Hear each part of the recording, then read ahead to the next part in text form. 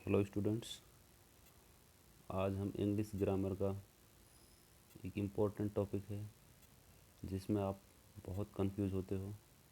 Use of for and since को अच्छे से समझेंगे और इस वीडियो को देखने के बाद में आपको कंफ्यूजन नहीं होगा कि आपको सेंटेंस में फॉर का यूज़ करना है या फिर सिंस का यूज़ करना है। और ये परफेक्ट कंटिन्यूस टेंस में यूज़ किया जाता है। तो use of for and since, और लास्ट में आपको कुछ एग्जाम्पल भी दिए हुए हैं वीडियो के लास्ट में, उनको आपको कमेंट करना है कि उन पर किस तरह से फॉर या सिंस का यूज़ किया जाएगा। तो use of for and since यानी कि फॉर और सिंस का यूज़ कहाँ पे होता है।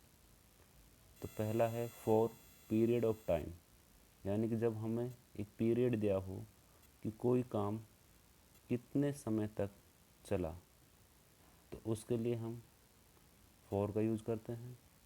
ड्यूरेशन ऑफ टाइम, उसको काउंट करके दिया होता है कि ये काम इतने समय से हो रहा है। दूसरा सिंस पॉइंट ऑफ टाइम, यानी कि काम की हम कोई भी वर्क है वो कितने समय से, कोई भी काम है वो किस समय स्टार्ट हुआ, उसका पॉइंट दिया होता है हमें, उसका फिक्स पॉइंट दिया होता है कि यह काम इतने समय से स्टार्ट हुआ या चल रहा है। तो फॉर का यूज़ कहाँ पर होगा? जब आपको काउंट करके दिया हो कि कोई काम 10 आवर्स से चल रहा है तो फॉर का यूज़ होगा। 2 वीक्स, इसमें भी आपको काउंट कर कर दिया हुआ है, फॉर का यूज़ होगा। 3 डेज, इसमें भी काउंट कर कर आपको टाइम दिया हुआ है तो इसमें भी फॉर का यूज़ होगा। उसी तरह 10 o'clock, यदि काम 10 o'clock स्टार्ट हुआ है, 10 बजे स्टार्ट हुआ है, इसमें करेक्ट पॉइंट दिया हुआ है कि यह काम इतने बजे से स्टार्ट हुआ है, तो इसके लिए हम सिंस का यूज़ करेंगे। 14 मार्च, इसमें फिक्स टाइम दिया हुआ है कि यह काम इतने समय से स्टार्ट हुआ है 14 मार्च से। 3 जून, तो इसमें भी आपको एक डेट दी गई है, पॉइंट दिया गया है, स्टार्टिंग टाइम दिया गया है कि इस समय से ये काम शुरू हुआ है और ये चल रहा है या हो रहा है।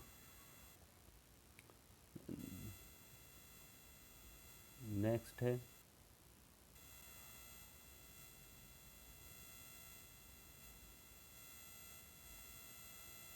3 डेज, 3 जून। 5 मंथ्स, इसमें काउंट कर कर दिया हुआ है। दूसरा 5 मई, करेक्ट समय दिया हुआ है कि समय स्टार्ट हुआ था। 2 ईयर्स, 5 डेज, 30 मिनट्स, 10 सेकेंड्स।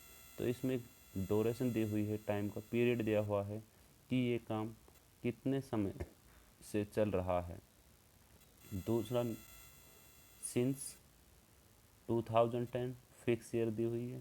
10 जून, फिक्स डेट दी हुई है। 2:30 o'clock, फिक्स टाइम दिया हुआ है।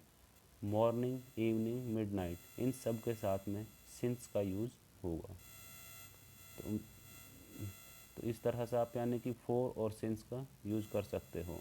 कुछ एग्जांपल देखते हैं, जैसे I have worked here for 2 years.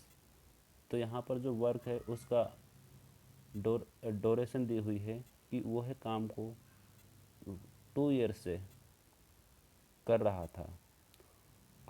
उसी तरह से इसी सेंटेंस को अगर हम दूसरी तरह से लिखते हैं सिंस के साथ में, I have worked here since 2022। तो यहाँ पे एक फ़िक्स टाइम दिया हुआ है कि 2022 से ये काम कर रहा था, तो इसमें सिंस का यूज होगा। नेक्स्ट है you have played cricket for 2 hours.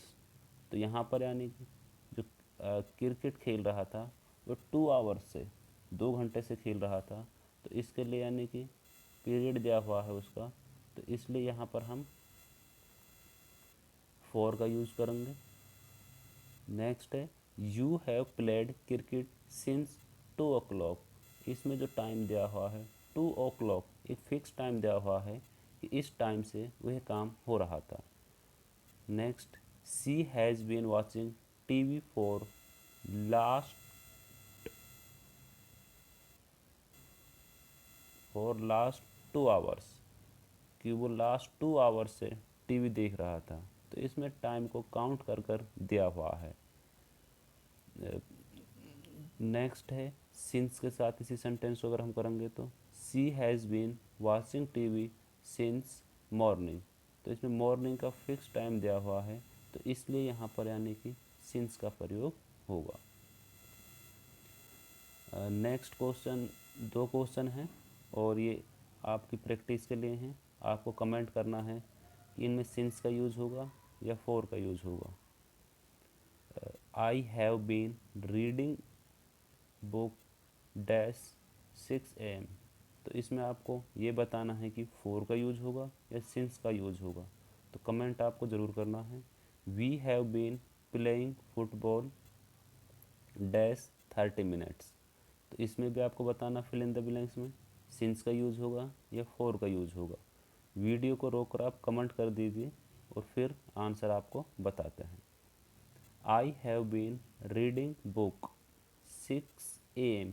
तो यहाँ पर एक फ़िक्स टाइम दिया हुआ है कि इस टाइम से ये काम स्टार्ट हो रहा है। तो ये इसमें आएगा सिंस का यूज़ होगा, यहाँ पर सिंस का यूज़ होगा। बी में we have been playing football for 30 minutes, क्योंकि इसमें एक पीरियड दिया हुआ है कि वह फुटबॉल 30 मिनट से खेल रहा था। हम